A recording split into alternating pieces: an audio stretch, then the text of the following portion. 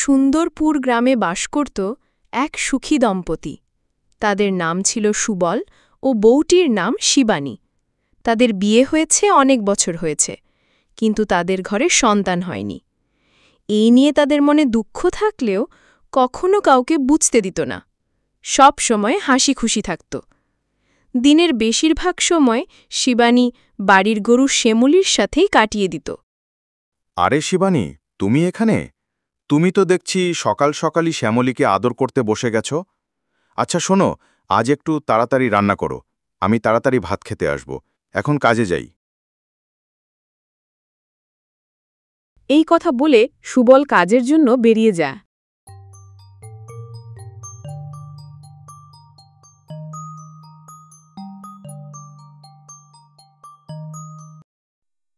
শুনলি শ্যামলী, তোর কর্তামশাই কি বলে গেল?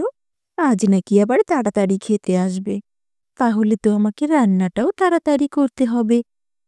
তাহলে তো তোকে আর এখন আদর করা হবে না। তুই একটু কষ্ট করে নিজে নিজেই খেয়ে নে শ্যামলী।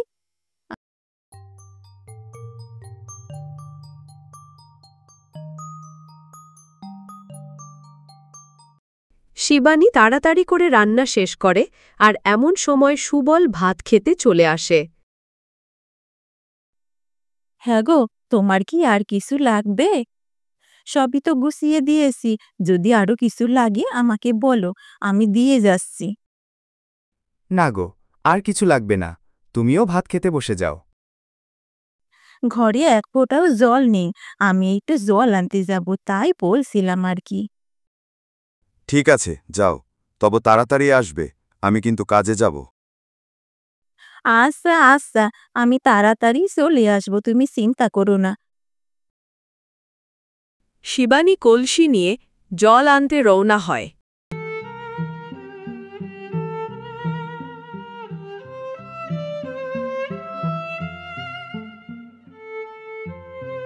শিবানী নদীর পাড়ে আসতেই একটা বাচ্চার কান্নার আওয়াজ শুনতে পায়।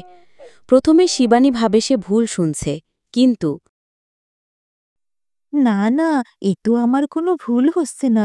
এ তো সত্যি সত্যিই বাচ্চার কান্নার আওয়াজ হচ্ছে। কিন্তু এখানে তো কোনো মানুষজনও থাকে না, বাড়িঘরও নেই, তা বাচ্চার কান্নার আওয়াজ আসবে কোথা থেকে? না, একবার গিয়ে দেখি যদি কোনো বিপদ আপদ হয়। ওই জঙ্গলটা থেকেই তো আওয়াজটা আসছে। যাই, গিয়ে দেখি একবার।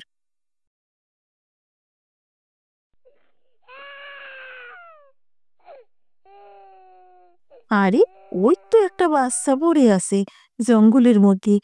কাউকে তো দেখতে পাচ্ছি না আশেপাশে। কে রেখে গেল এই বাচ্চাটাকে? আহারে, কি ছোট্ট একটা বাচ্চা, দুধের বাচ্চা মনে হচ্ছে। না, আমি বাড়ি নিয়ে যাই, যদি কেউ খোঁজ করে তখন দিয়ে দেবো ক্ষণে। যেমন চাইছিলাম তেমনই হইছে। এখনই হুজুরের কাছে গিয়া কইতে হবে। এইদিকে শিবানীর জল নিয়ে আসতে দেরি হচ্ছে দেখে সুবল ভারী চিন্তায় পড়ে যায়।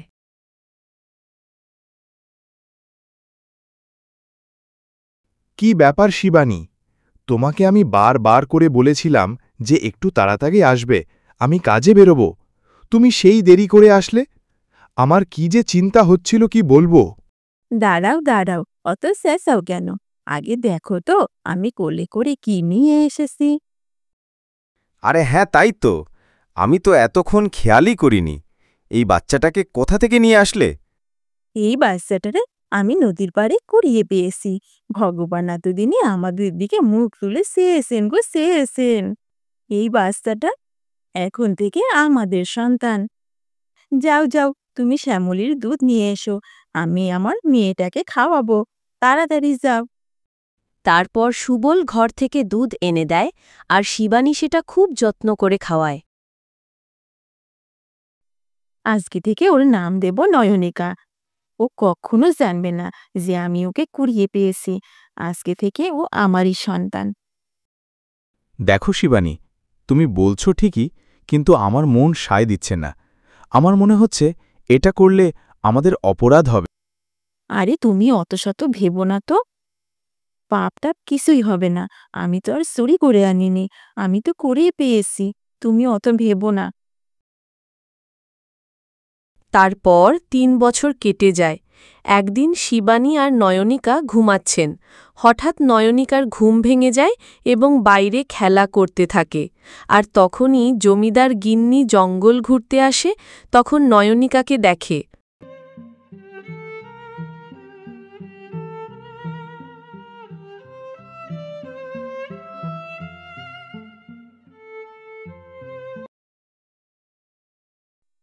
আরে নয়নিকা, আমার নয়নিকা কোথায় গেল? এখানেই তো ঘুমোচ্ছিল আমার সঙ্গে। না না, তাড়াতাড়ি দেখতে হবে কোথায় গেল মেয়েটা। আরে তুমি একা একা কি করছো?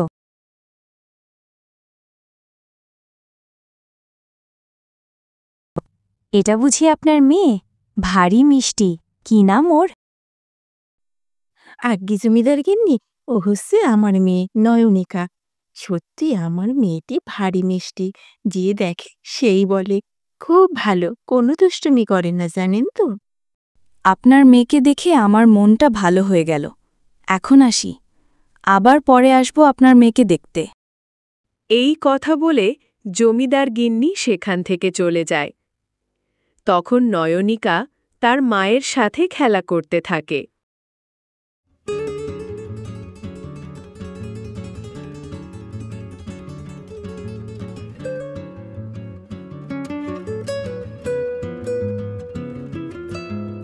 সুবল বাড়িতে আসলে সব কথা খুলে বলে। জানো আজ কি হয়েছে? আজ জানো তো, জমিদার গিন্নি আমাদের বাড়িতে এসেছিল। নয়নিকাকে দেখে বলেছে ভারী মিষ্টি মেয়ে। বলেছে আবার একদিন দেখতে আসবে। নয়নিকাকে দেখে জমিদার গিন্নির নাকি মনটা খুব ভালো হয়ে গেছে। দেখো শিবানী, এই জমিদার গিন্নি আমাদের বাড়িতে আসা, আবার নয়নিকাকে দেখা, এগুলো আমার কাছে কেমন একটা অদ্ভুত লাগছে। তুমি ভুলে যেও না, আমরা নয়নিকাকে কুড়িয়ে পেয়েছি। আরে তুমি শুধু শুধুই চিন্তা করছো। অত চিন্তা করো না। এতগুলো বছর হয়ে গেছে যখন কোনো খোঁজ খবর কেউ নেয়নি, আর কেউ নেবে না। ও আমাদের মেয়ে হয়েই থাকবে। তুমি চিন্তা করো না তো। তারপর আরও 12টা বছর কেটে যায়। নয়নিকার বয়স এখন 15 বছর। জমিদার মশাই, 15টা বছর কেটে গেল। আমার মনে হয় আর কোনো ভয় নেই। এবার অন্তত কিছু করুন, আর কতকাল কষ্ট করতে হবে? আমি যে আর এই কষ্ট সহ্য করতে পারছি না। গিন্নি, তোমার কি মনে হয় কষ্ট শুধু তোমারই হয়, আমার হয় না? এই 15টা বছর যে কিভাবে কেটেছে তা আমিই জানি।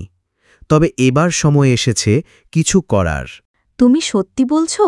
তোমার মুখে এই কথাটা শুনে আমার কি যে আনন্দ হচ্ছে তা কি করে বোঝাই। ওই যে রামুও চলে এসেছে, ওকেও বুঝিয়ে বলো। ওই তো আমাদেরকে নিয়ে যাবে। গিন্নিমা, আমারে আর কিছু বুঝাইতে হবে না। আমি সব কিছু বুঝা গেছি। আমি তো এক পায়ে খাড়াইয়া আছি। আপনারা যখন কইবেন তখনই যামু। জানি জানি রামু, আমাদের খুশিতেই যে তুই খুশি থাকিস তা আমি বেশ ভালোই জানি।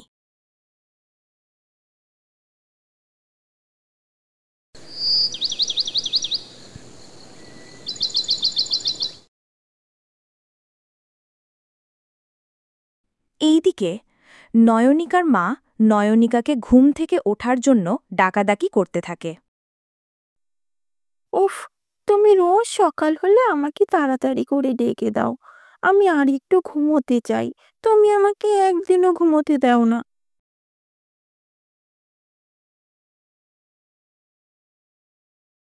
কি ব্যাপার, আমার নয়নিকা মায়ের কি ঘুম ভাঙল? দেখো না বাবা, মা আমাকে রোজ রোজ সকালবেলায় ডেকে দেয়।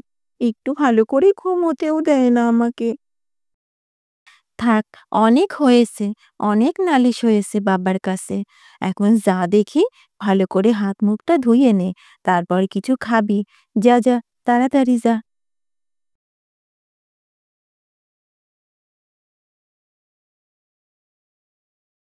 দেখতে দেখতে আমাদের মেয়েটা বড় হয়ে গেল।